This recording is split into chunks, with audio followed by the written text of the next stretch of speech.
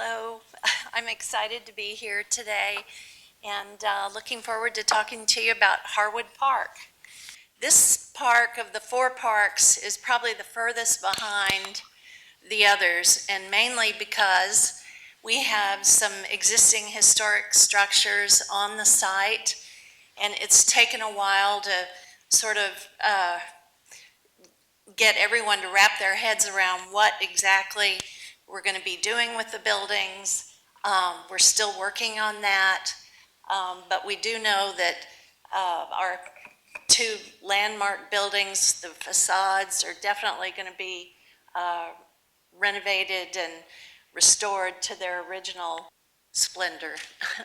But just to get going, this pink is where Harwood Park is. It's a 4-acre piece of property on the southeast part of downtown. It gives us great views of the downtown.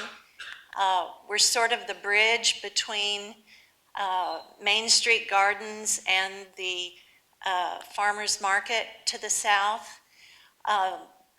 It too is really going to be, it currently, excuse me, is surrounded by residential, but even more is being built with the east quarter east of our site.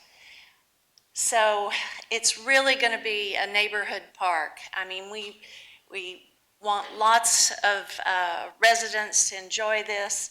We've had a public meeting and interaction, lots of meetings with the Parks Department and Downtown Dallas, Inc. And we do have this unique thing in that we're in the Harwood Historic District.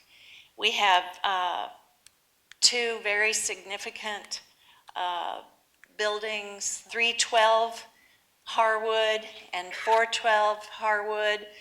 I'll get into a little bit of the history of that in a minute, but we've been working throughout this last few years with Nancy McCoy and her team, architect here in Dallas, well thought of for her historic preservation attitudes. But Harwood Street, some sculptural piece that would house a projector that could cast art down on the lawn like an art piece, and Millennium Park has done that with some of their events. And we found this shot that just happens to be in the pattern of the gold rings that we're showing here.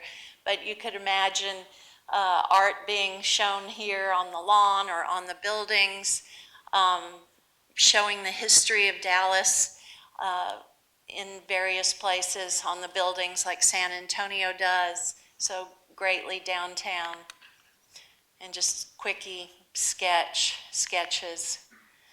Another element is the Jackson Street walkway there. Because we're elevating our grove 18 inches, we need a little retaining wall here.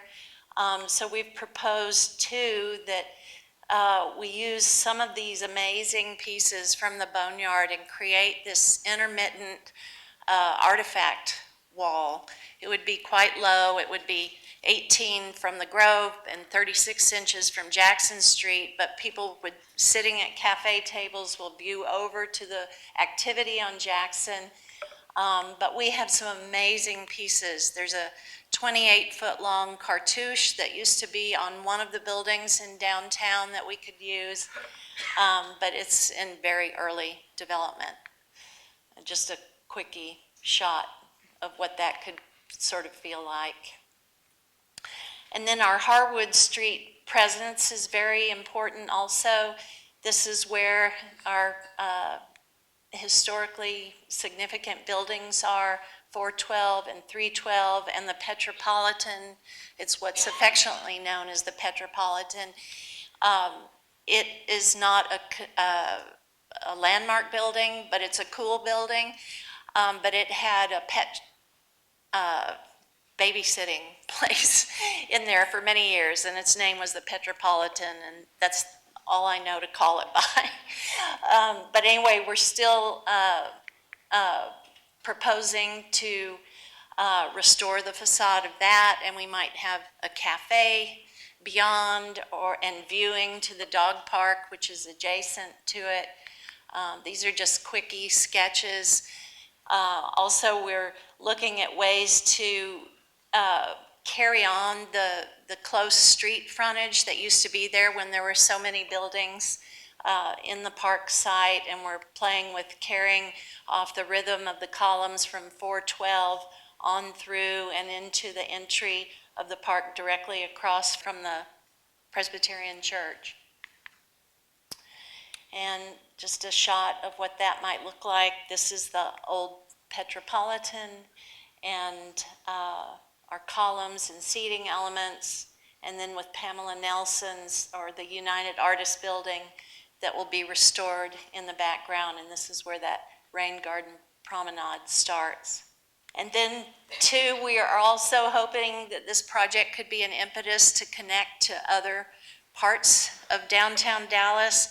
I mean, Harwood connects straight up to Clyde Warren, so how great would it be to get a street tree program going there, also down to the farmers market and over to City Hall Plaza. There's just all kinds of opportunity to really create a great pedestrian environment that extends beyond the park. But that's all I have on Harwood Park. Thank you so much.